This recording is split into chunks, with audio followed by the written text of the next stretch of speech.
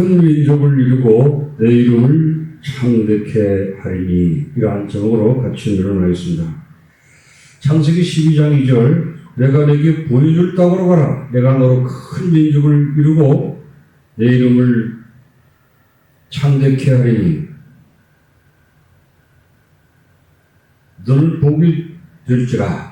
너를 축복하는 자에게 내가 복을 내리고 너를 저주하는 자에게 저주하리니 땅의 모든 족속이 너로 말미암아 복을 얻을 것이니라. 여기 그 복이 근원이 되는 것은 바로 예수님을 믿음으로써 하나님의 자녀가 되고 또 에덴이 회복되고 하나님과의 화평이 이루어지는 그런 축복입니다.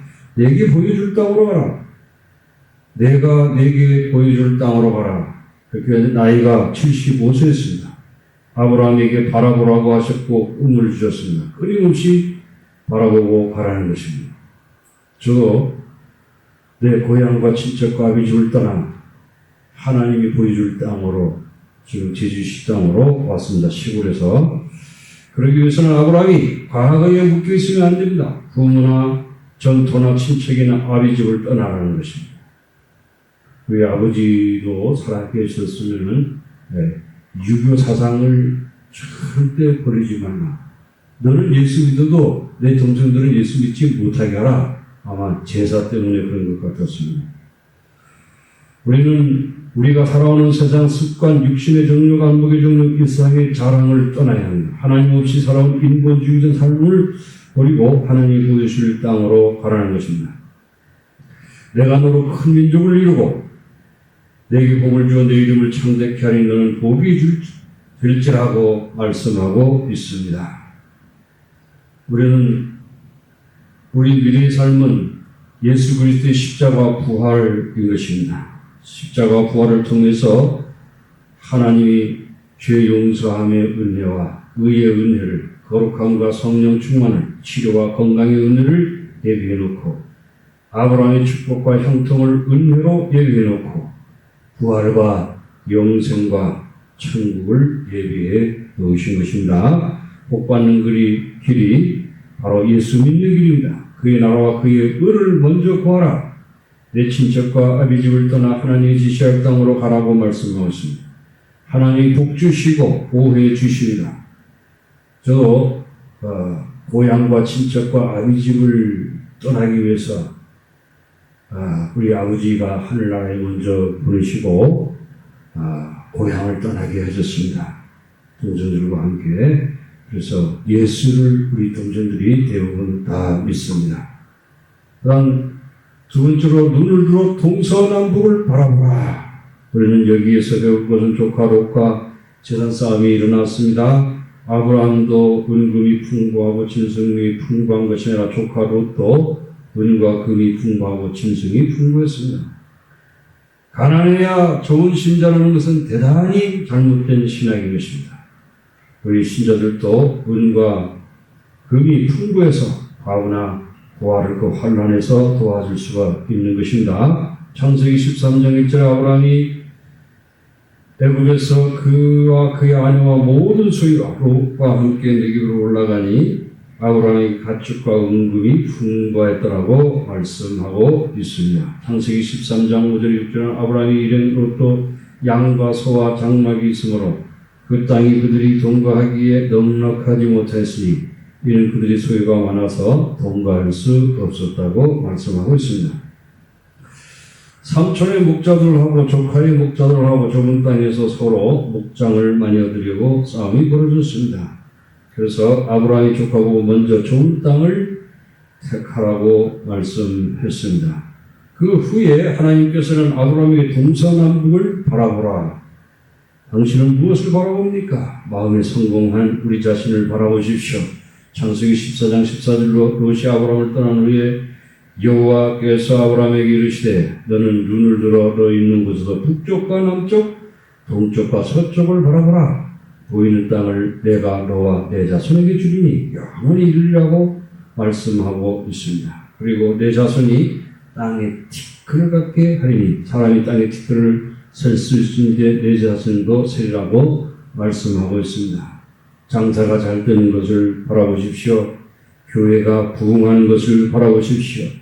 네 줄로 목사님이 설교를 듣기 위해서 다음 예배를 기다리기 위해서 오는 것을 바라보십시오. 취직이 잘 되는 것을 바라보십시오. 축복받은 것을 바라보십시오. 성공한 것을 바라보십시오. 우리가 십자가의 예수님이 저주에서 자유함을 얻고 아브라함의 복을 받은 자신을 바라보아야 되는 것입니다. 믿음은 바라는 것들의 실상이요 보이지 않는 것들의 증거라고 했습니다.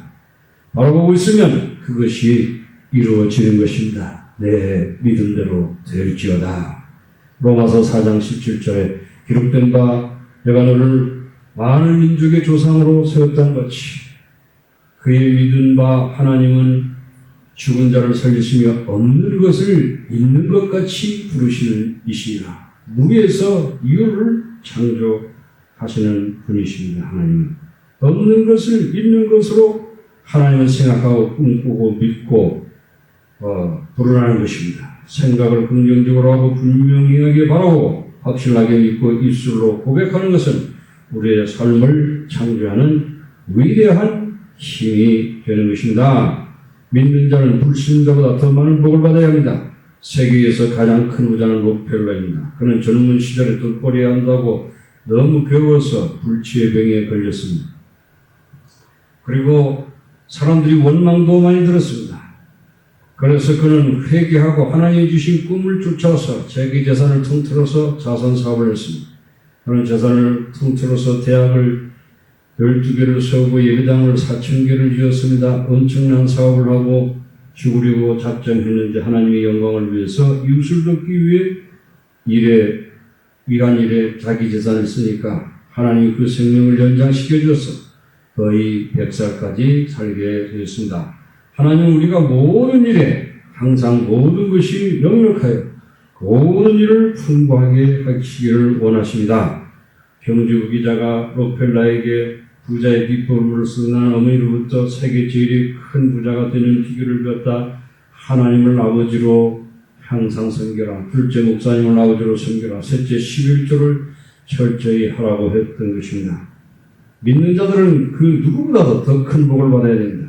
그래서 주신 은혜의 복을 나누고 베풀며 어렵고 힘든 자들에게 하나님의 은혜와 사랑을 증거하고 하나님께 영광을 누릴 때 하나님은 더 큰 축복을 주시는 것입니다.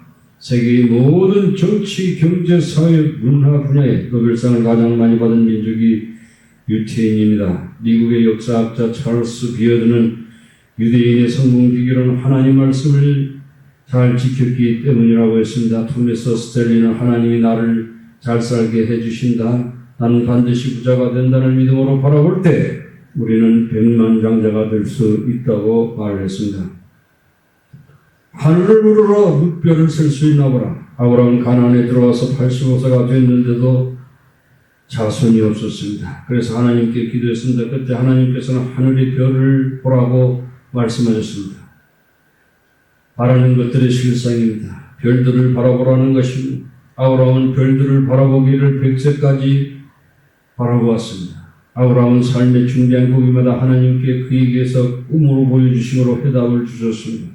아브라함은 우리의 믿음의 조상입니다. 우리도 꿈을 품고 믿음으로 기도해야 됩니다.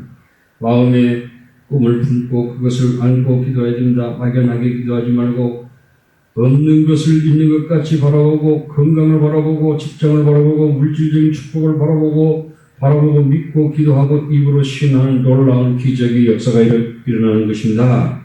조엘 오스틴 목사는 최고의 삶이라는 책에서 인간적인 눈으로 보면 아무런 변화가 보이지 않으나 상관하지 말라. 성경은 보이는 것이 아니라 믿음으로 행하는 것이다. 반드시 보아야 믿을 수 있는 건 아니다. 오히려 정반대다. 믿어야 볼 수 있다고 말했습니다. 그러므로 성경의 창세기부터 계시록까지 믿음으로 보는 것입니다. 우리는 성경에서 하나님께서 우리에게 주신 약속의 말씀이 있으면 믿고 그것이 이루어지는 것으로 보는 것입니다. 없는 것을 있는 것 같이 바라보는 것입니다. 프랑스의 대문로 빅터 휴고는 신대륙을 발견한 콜럼버스를 가리켜 콜럼버스의 가장 위대한 업적은 목적지에 이르렀다는 것이 아니라 목적지를 향해 닻을 올렸다는 것이다 라고 말했습니다. 믿음의 눈은 불가능을 가능케 하고 막힌 담을 헐어버린다. 믿음은 현재의 절망과 고통 가운데서 내일의 희망을 바라보며 힘차게 나아가는 것입니다. 인간은 40일 동안 안 먹어도 살 수 있습니다. 사흘 동안 물을 안 마셔도 살 수 있고 8분 동안 숨을 안 쉬어도 살 수 있습니다. 그러나 희망이 없으면 1초도 살 수가 없습니다.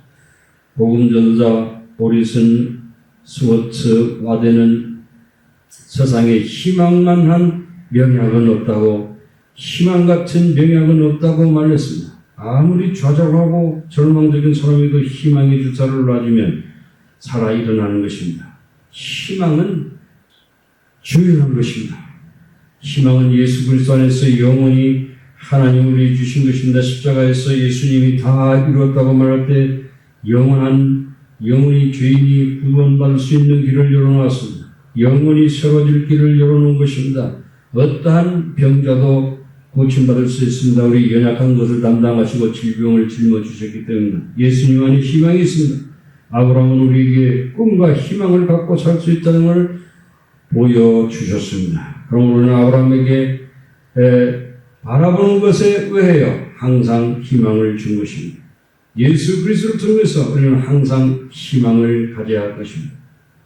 내 전토 친척 아비집을 떠나서 주님이 주시는 십자가를 바라보십시오. 주님이 그를 통해서 우리에게 창득케 하시고 평안하게 하시고 복되게 하시고 행복되게 하시고 기쁘고 즐겁고 풍족하게 하여 주는 것입니다. 없는 것을 있는 것 같이 말하는 사람들입니다. 입으로 시인하고 생각하고 그런 자신을 바라보고 믿고 고백하고 그 은혜 가운데 살게 해주시기를 주님의 이름으로 축원합니다. 아멘.